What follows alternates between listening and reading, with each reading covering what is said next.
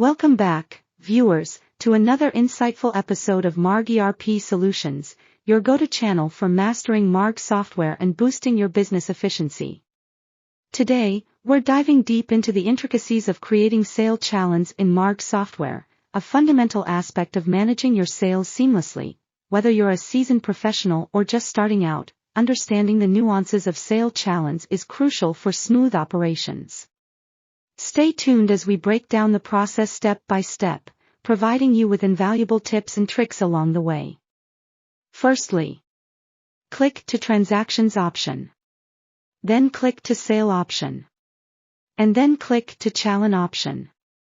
A Sale Challan entry window will appear. Enter the date beside the Date option, then a Ledgers window will appear. Select Party as per the requirement. The Challan option gets automatically filled with the auto-generated number.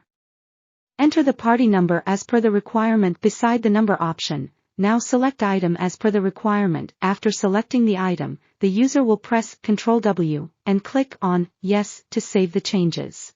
After following the above steps, the user can create Sale Challan as per the requirement.